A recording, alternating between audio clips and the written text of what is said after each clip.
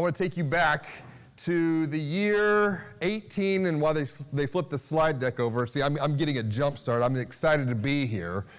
For the last 21 years, I have been studying the intersection of marketing, of sales, technology, and human behavior as a digital anthropologist. So when people ask what I do, I try to explain to them, I'm a digital anthropologist, and they're like, sounds interesting, what is that? So we're going to look at a lot of the patterns and trends that I've identified, particularly through the lens of financial services. And if you think about marketing, sales, technology, and human behavior, what do you think is the number one variable in all of that? Is it marketing? No. Is it sales? No. Technology? Come on, we gotta have a conversation here, because otherwise I'm gonna get really grumpy and it's like 9 o'clock in the morning. Is it technology? No. What is it? It's human behavior. It's human behavior. And when we put people at the center of our thinking and doing, whether that's members as a credit union, customers as a bank, this is how we cultivate success for future growth, which is why I want to take you back to 1836. So hop into the DeLorean in your mind, let's take a trip. 1836, this was when a gentleman, his name was John, he had to leave his family. He left his family with about $70 in his pocket to go west because he was trying to provide. He was a struggling blacksmith. And along the way, he made it to the Midwest, and he was having some conversations with farmers out there. And he was listening to their questions, to their concerns, to their pains that they were experiencing as farmers in the Midwest. And they were having trouble plowing the soil. It was thick. John wasn't just a blacksmith. He was an innovator. And so what he did is he got some saws and he fashioned them to literally start to cut this hard soil so that the farmers could plant their crops, take care of their family. One of the things that John was known for was just simply listening. Just listening, learning to questions and concerns, and then coming up with ideas to help these farmers grow their crops and grow their families. Now, you might know John as John Deere. John Deere has become one of the world's leading, if not the leading, manufacturer of equipment that helps farmers cultivate growth. But one of the things you might not know about John Deere is how they've done it over the years. You see, maybe about 8 years after John Deere, the man, died, the founder, the company launched a publication called The Furrow. And what was interesting about The Furrow is, this is the late 1800s now, was this was a publication designed not to sell farm equipment, but to offer help and to offer hope to farmers, to show them how they could use new technology to grow their farms. This was different because otherwise the other types of publications, it was all catalogs. They were just selling products. Over time, the furrow began to transform as technology transformed. But one thing stayed true, one thing remained true, was the purpose of the furrow. And here we are 100 and 125 years later, since the first furrow was published in print format. It's actually now published in both print and digital. It is read by 1.5 million farmers around the world, published in over about 40 different languages. But what remains true since the late 1800s is this: why? Why they continue to publish this, and it is to tell stories that people enjoy reading. The furrow is not about the farm equipment. It is about the people and their stories as farmers, to provide them with knowledge, but I think it's deeper. It's to provide them with help. It's to provide them with hope for an even bigger better, brighter future for how they can apply this knowledge to cultivate success, to grow their farms, to take care of their families. And so what I'd like to talk to you about today are 3 elements to help you cultivate success at your credit unions or within your organizations or within your banks. These are the same elements that John Deere used all the way back in the late 1800s when launching the furrow. The first is sowing seeds of trust. The second is nurturing human relationships. And then the third is protecting the garden. So let's dive deep into each one of these elements, starting with how we can sow seeds of trust by curing people's pain in the present moment. And I'd like to start here because right now we have a perfect storm. I'm from Houston. It's an interesting time of year right now. It's hurricane season. The thing is, though, is when we're talking about this perfect storm, we have environmental elements that are clashing with one another, creating a tremendous amount of chaos and conflict for people around you, maybe even for you. The first is there is a confidence crisis in banking. And I'm going to come back and address this point because I think the deeper underlying challenge today that every single one of us has an opportunity to cultivate success around is the fact that there is a consumer financial crisis. If you Google what is the primary source of stress or what is the number one source of stress, Google comes back, financial problems. Financial problems, money matters is the number one source of stress for people today. And what this is creating is a silent epidemic that is taking a toll on people's health, their physical well-being, their mental well-being, their relational well-being. Financial stress is impacting all areas of a person's life, not just their wallet or their bank account. TD Bank did a study, and this really provided me with a lot of clarity into why I do what I do at the Digital Growth Institute. Because when we think about the opportunities, back to your point, Baron, the opportunities to transform challenges, roadblocks, pain in the present moment to something even better, to guide people beyond this temporary state, to get them to a bigger, better, brighter future, credit unions are all about this. People helping people. TD Bank found that 85% of Americans feel stressed about money. And this number has continued to grow since 2020. Now, what about this? What about the mental impact? 1 out of every 2 people who are struggling with debt are also struggling with mental health issues. Physical impact. Consider this. Almost 1 out of every 3 people you know, they're losing sleep because they feel stress, financial stress, all the time. What about this? The emotional impact. Almost a little over 1 out of every 3 people, they don't want to talk about this. They don't want to talk about it. The taboos of money.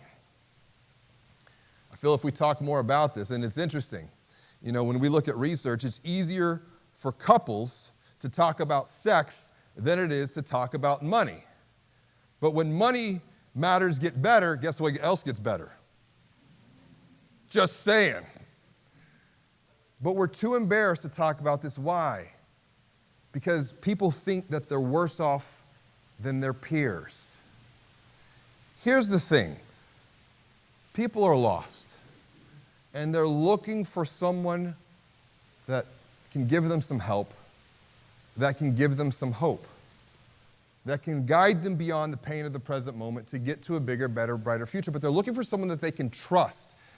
Now think about this. If you think about 85% of Americans are stressed about financial matters, about money, well, it's easy to think, well, that's members but what about others that we work with on our team?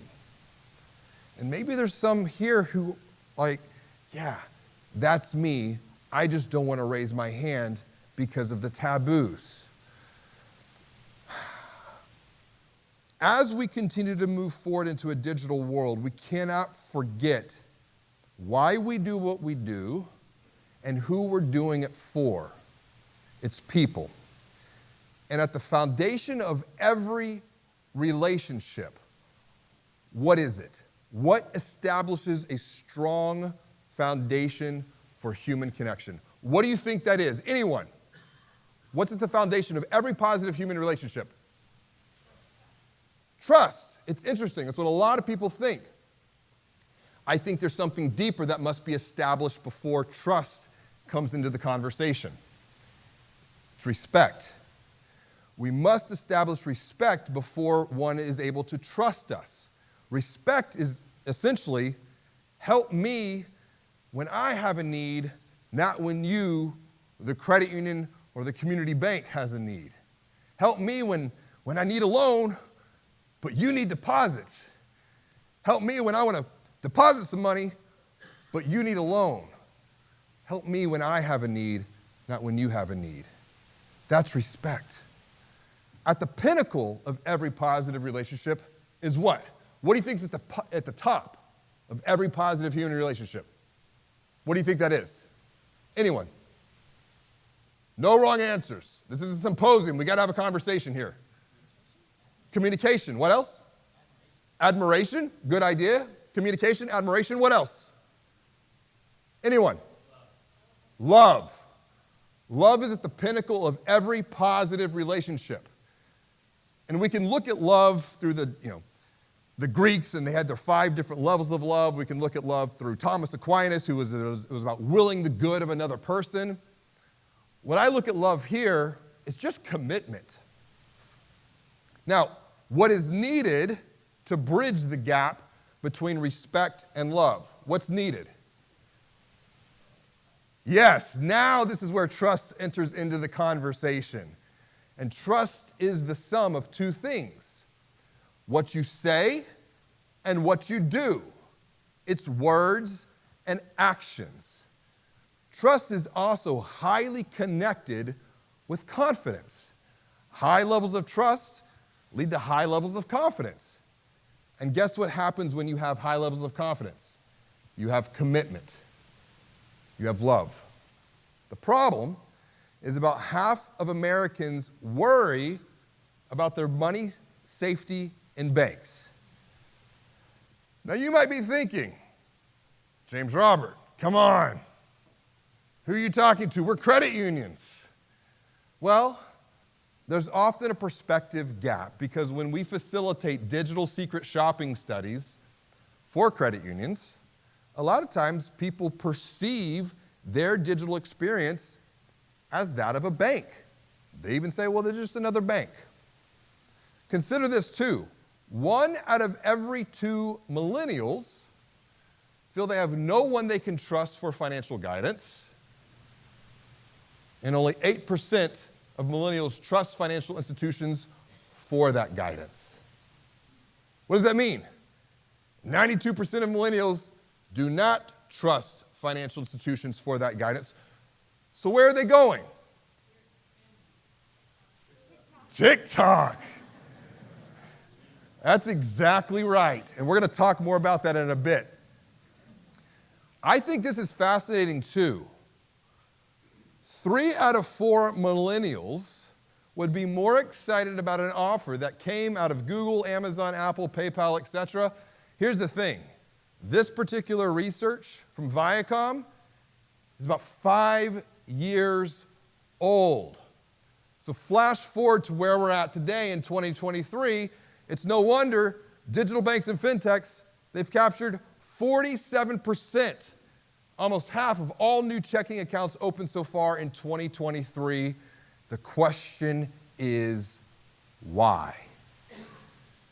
Why? And I have a question for you. One question that can help you cultivate success by ensuring you sow seeds of trust. Are you guilty? Are you guilty of narcissistic marketing? You're smiling. Is that an admission? Maybe a little bit. It's okay. All transformation that leads to future growth starts by telling the truth about where we've been, where we are, and where we can grow next. And if this is you, that's okay. There's a path forward that we're going to talk about here. Now, how do you know if you're guilty of narcissistic marketing? It follows a very predictable pattern. A financial institution might have a solution for a mass market, to a problem for a mass market. They might be called to action. A financial institution might have a solution to a problem for a mass market that might be called to action. My question is, if we look at this as a narrative structure, who's the hero? Who's the hero of this story? The financial institution. That's a problem. That's a problem. Because when we go back and study narrative structure archetypes, and by the way, Joseph Campbell wrote a fantastic book on this subject called The Hero with 1,000 Faces. He made life very easy. He was a psychologist, and he was looking at patterns of narrative structure, and he identified there's about 7 different ways to tell a story, but they all follow a similar pattern. You have a hero in a story, and you have what? An anti-hero, a villain. And if we're positioning ourselves as the hero, who's really the hero in the mind of your members or of your account holders? They are. So this is an opportunity to nurture relationships by being the helpful guide. This all comes down to experience. Experience is part of the human condition, where a positive employee experience, EX, when added to that of a positive human experience, can then be multiplied through a positive digital experience. This is not just digital alone. This is injecting the human experience into that of the digital experience. And here's why. If we're thinking about the hero and the hero's journey, this takes time to unfold. When it comes to opening a new account, people take anywhere between 2 to 3 months to go through this decision-making process. When it comes to buying a home, it could be 6 to 8 months. These are long journeys. These are complex journeys. These are emotional journeys. Consider this. Over half of people who are applying for a loan enter into their journey, their hero's journey, feeling some type of negative emotion. They feel anxious. They feel scared. They feel frightened. Why? Am I going to be approved? Am I going to be rejected? And if I'm rejected, then you're rejecting me as a person. Money is a motive. Why all of this is important to consider is the research that we have done. We have found that 84% of financial brands have not mapped out digital journeys for their key product lines. And without a journey, where are we guiding these people? We need to provide a path. If you think about the emotive journey of money, people start that journey feeling confused, feeling some level of conflict. And the opportunity, the first step, is to transform that confusion into clarity, to give them help and to give them hope. That clarity can then give way to increasing their commitment to move forward with courage, to eventually click the apply button with confidence. But just because they click the apply button doesn't mean the journey is over, because very quickly that confidence Confidence being closely associated with trust can quickly be depleted, and they abandon the application. But if they do make it through that, and if the loan does get funded, or if the deposits do hit the account, the journey's not over. Because we as the helpful guide have to continue to confirm their decision and say, what you did was the right choice. We need to remember that people wake up and say, I need a car, not, I need a car loan.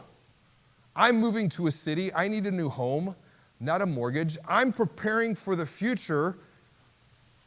I need a place to grow my money and feel confident about that decision. Every story needs a helpful and empathetic guide. Consider, without Obi-Wan Kenobi, Luke Skywalker would still be a farmer on Tatooine. If you're a Star Wars nerd like me. Let's do another pop culture reference. Without Mr. Miyagi, Daniel's son would still be getting beat up by Johnny and the Cobra Kai.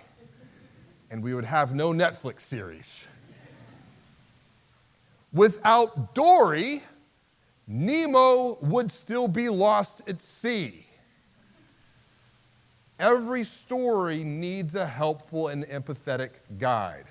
And this is where the story selling methodology enters into your journey to cultivate success, to nurture human relationships. Because we have a consumer persona, which is an ideal representation of an account holder or a member. And this persona has specific questions, concerns, pains in the present moment that are keeping them up at night, that are taking a toll on their mental, physical, relational well-being. They meet a guide, maybe on TikTok. They meet someone who gives them a little help, but more so gives them a little hope, because hope for many people must come long before they are open, able, and willing to receive help. But just like in any narrative, the hero in the story does not immediately trust the helpful guide. Daniel's son was like, why is he making me wax the car, sand the floor, and paint the fence? It doesn't make any sense. Trust must be established. Trust, words and actions, trust correlated to confidence. And in today's digital world, trust is established by planting seeds into people's mind through content. Go all the way back to the furrow with John Deere.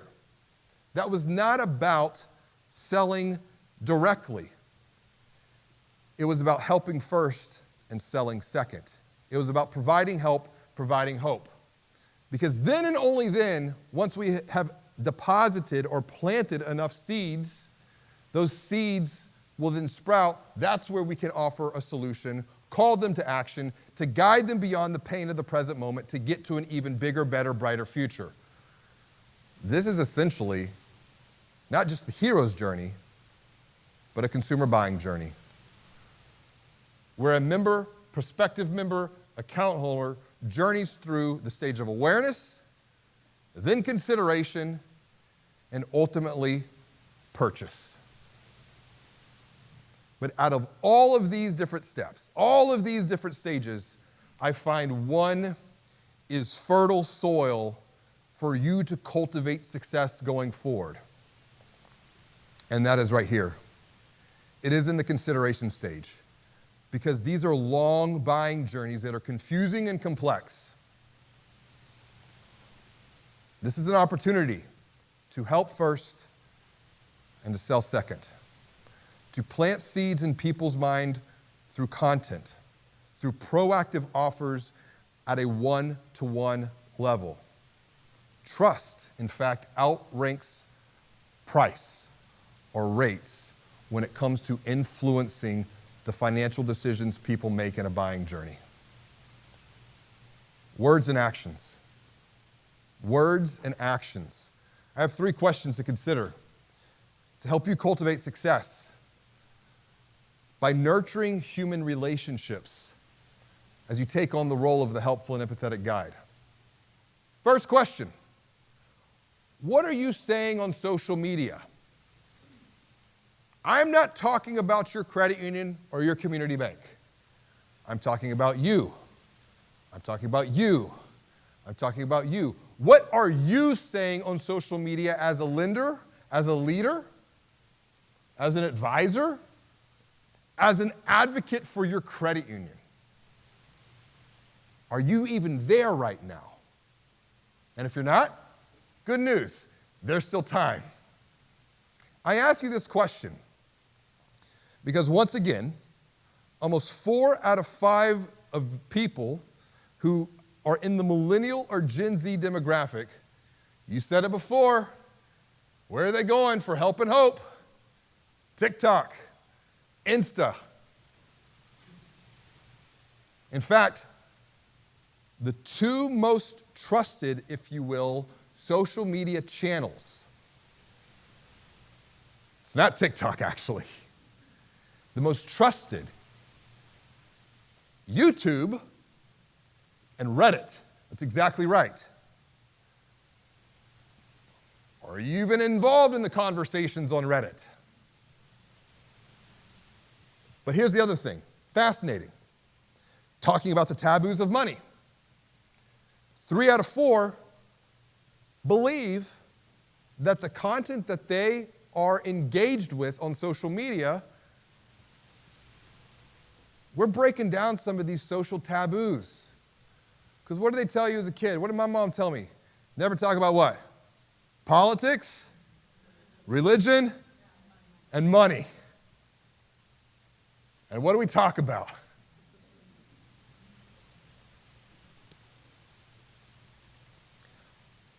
I predict, and back to Barron's point, this is the subject of my 3rd book, Banking on Expertise, that's early getting framed out right now, and I'm doing some speaking on it. I'm doing a session in 2 weeks in Vegas. The individual brand of a lender, leader, advisor, advocate, if you will, at a credit union or a community bank has the potential to be as influential, if not more influential than that of the corporate brand. Why? Why do you think that is? People trust people. People do business with people, which once they go from social media, where do they end up? Okay, they're going to end up on your website. Now, what are you communicating on your website? When we facilitate digital secret shopping studies for financial brands, the very first 2 questions we always ask, and we've done probably close to 1,200 studies at this point. Based upon what you see within the first 3 seconds, do you feel like you can trust this financial brand with your money? And the follow-up to that is based upon what you see, how does it make you feel? Because trust is binary, but then it's like, okay, I trust them, that's great, well, but how does it make you feel? Because that's going to directly impact the next steps that they take in a buying journey. What I've done is I've put together essentially common patterns we see when facilitating these digital secret shopping studies on financial brand websites. And you've got this raise your hand. Once again, all transformation that leads to future growth starts by telling the truth. Who has a rotating banner ad on the homepage of your website that you're aware of? Raise your hand. Okay? If you don't know, it's okay. But a good number of you raised your hand. That right there is an opportunity to transform a one-to-many messaging channel, a billboard, into something deeper. Because below that, what do we often see? The same commoditized great rates, amazing service, lookalike product features. Where do we do? What can we do besides this? And the thing is when we have heard, and that is a direct quote from a secret shopping study, when they perceive a website like this, well, they're just trying to sell me something that I don't need.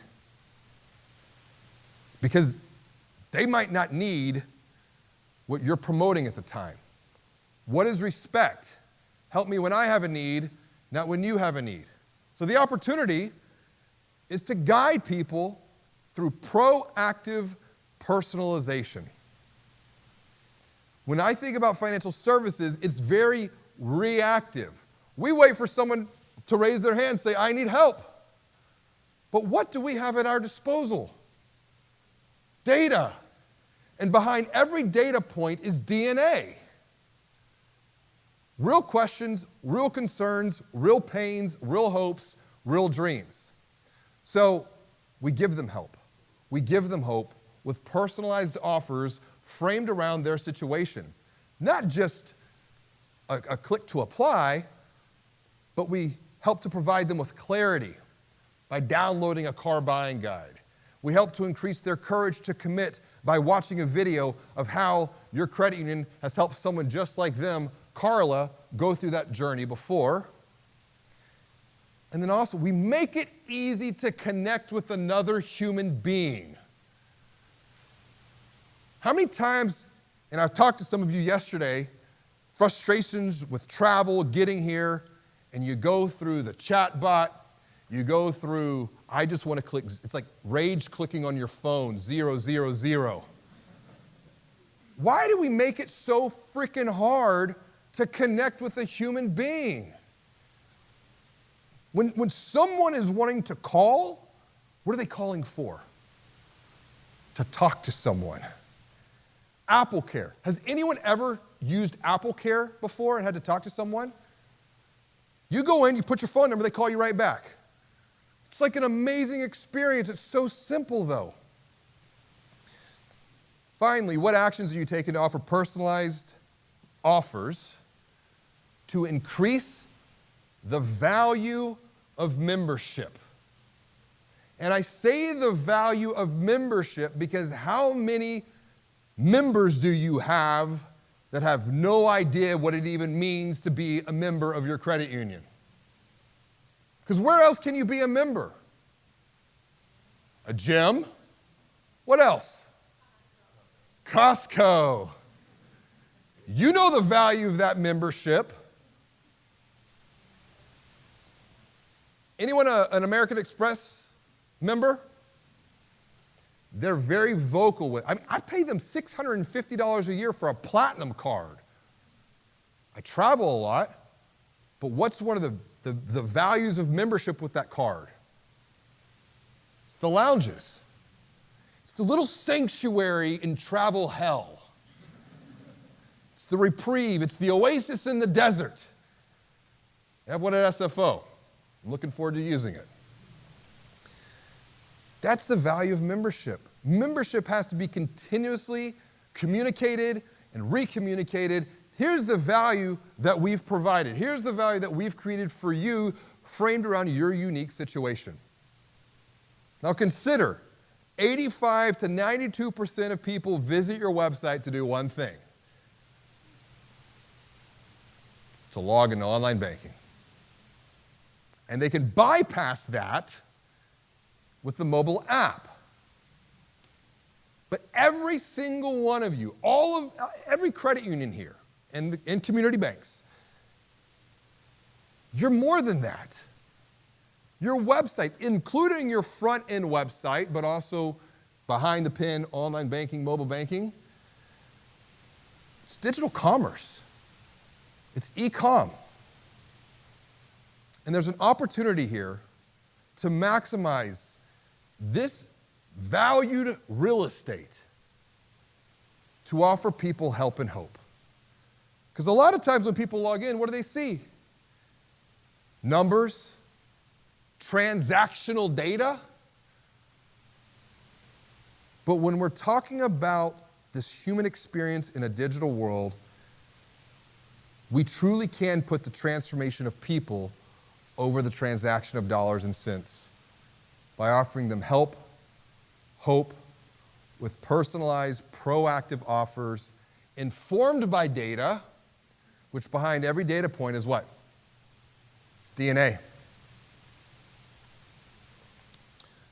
A lot of this is going to come down to one thing. This is the subject of my book that I'm wrapping up right now, Banking on Change. What's your perspective of the future? Because if you think back to 2020, if you think back to 2020, where were you in January of 2020? Started the year off, it's going to be another year, and then mid-March, was anyone ready for that? Because I wasn't. We had no idea. I was actually about to publish my first book, the book that has been given so kindly, and thank you, CuneXus, for sharing this as a gift. That's why I wrote the book, to help others. I was about to publish the book. All of a sudden, conferences, they go away. You can't speak. So I just kind of did, I'm like you, Baron. I take a roadblock, it's an opportunity. I do not think I would have done 300 plus podcast episodes had it not been for COVID. I really don't. My behavior, my habits would have been the same as what they were before. COVID forced me to think differently. So we go from COVID, and then here we are. Now we're entering this age of AI. I was talking to a CEO. I've actually had 2 conversations with CEOs in the last 2 weeks, and the patterns are the same. They said, like, what's been going well? Tell me something good. I'm like, I don't know. I'm tired. I'm overwhelmed. I'm frustrated. It's like, yeah, I get it. Tell me more. And once again, all transformation that leads to future growth starts by telling the truth. Who is sitting in this room right now feeling a little tired, frustrated, overwhelmed for the last 3 years of experience? Be honest, raise your hand, it's okay. Okay, we're gonna hug it out later. Back to Tony, we're family. If you're feeling that way, you're not alone. But how you perceive the future right now in the present moment is directly going to impact and influences the decisions that you make going forward. And if you view the future as complex, if you view it as confusing, if you view it as conflicted or chaotic, and here's the thing, we've gone from COVID to economic uncertainty to then on November 30th, 2022, AI reached the mass consciousness of humanity. Let me give you a little help in all of this. 1994 was another pivotal year. That was the year that the internet reached the mass consciousness of humanity. And here we are, almost 30 years later. We're still here. Things have changed, though. It's the way that we perceive change now at an exponential rate that will directly influence how we move forward into the future. The alternative is to just calm things down for a bit. So as you're here over the next couple of days, I want everyone to do this. Just on the count of 3, I want everyone just to breathe deeply in and out, okay? Just collect your thoughts for a moment and calm your mind. So here we go. 1, 2, 3.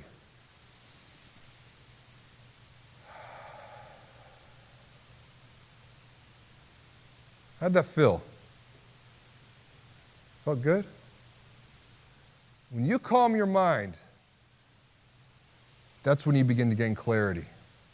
Because if your mind is stuck in all of the chaos and the confusion of what's going on outside of these 4 walls right now, we're going to miss seeds that we can plant.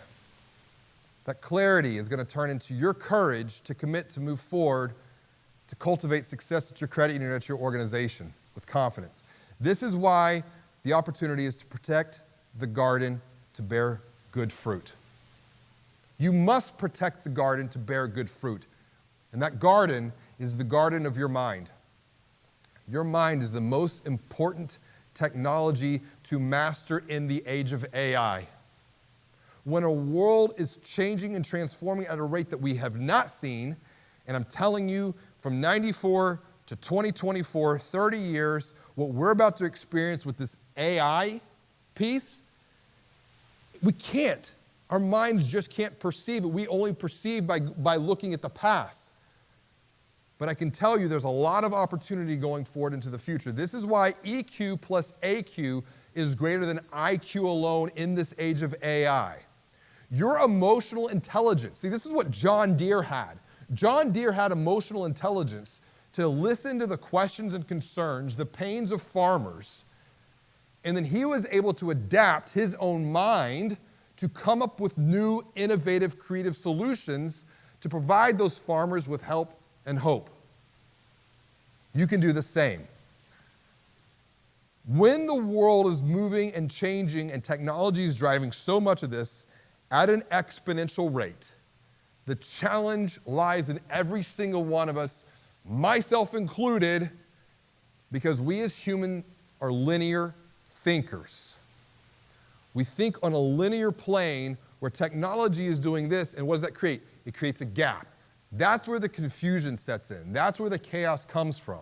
But if we have the awareness, we can overcome that.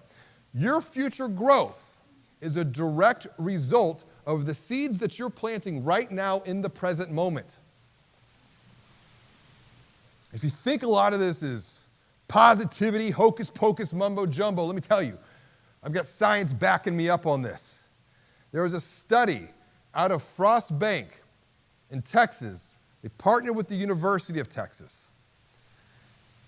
And they found when it comes to optimism, positivity, and perspective, optimists are 7 times more financially healthy than that of pessimists. Even with your own thoughts, you have the power to positively influence your team, your organization. All transformation starts within. It starts with the seeds that you're planting right here, right now, in the present moment, at this symposium. You transform yourself. You transform the team. Teams transform the organization. The organization goes on to transform the lives of members and account holders, and together we all transform the communities that we serve. This comes back to the idea of family.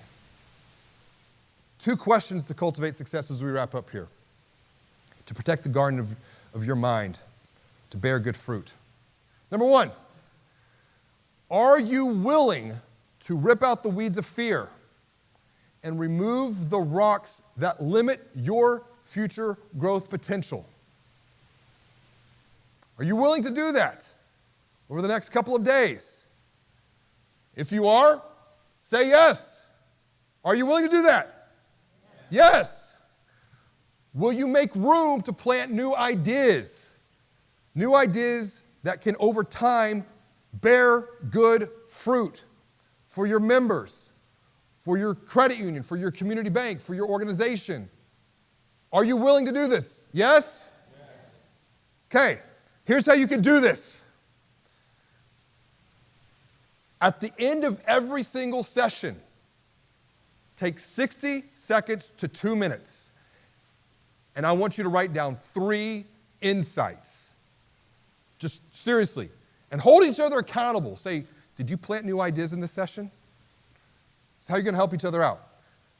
What are 3 insights that you gained from a session? 3 things you've learned. Circle the top 1. Decide on the one that you think will create the greatest value for your organization. Do not cheat. Do not skip step number 1. You have to do number 1 to get to number 2. Because then you're having to decide. You're having to filter out. Once you decide what the one is going to create the greatest value, expand upon that. Why is that the case? Why did you pick this insight to be the one that creates the greatest value for yourself, for your team, or your organization, or your members? Then, what's the action? What do you need to do next to turn this insight into action? And it shouldn't be a small commitment. It might be, I need to go talk to someone about this. I might need to have a conversation. Once again, all transformation that leads to future growth starts with very small, simple actions that we take right now in the present moment. Finally, share this. This is a multiplier.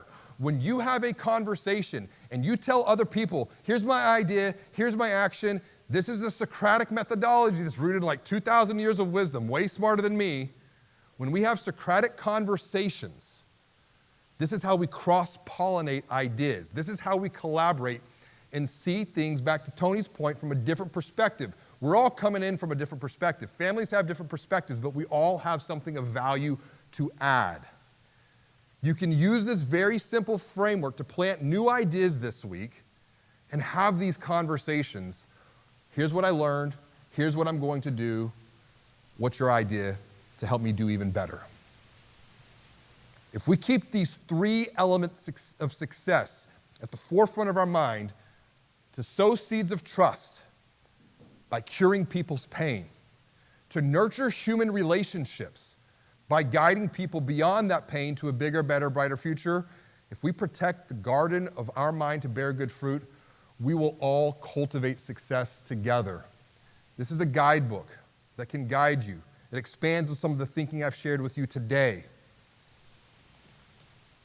I really believe every single one of us in this room, together, and we're all coming from different places, we can cultivate success to create an even bigger, better, brighter future, first for our members and account holders, then for our organizations, our credit unions, our community banks, then for our teams, and as a result, that's how we cultivate success for ourselves. I look forward to hanging out with you all over the next few days. Thank you all very much. Let's make it a good one.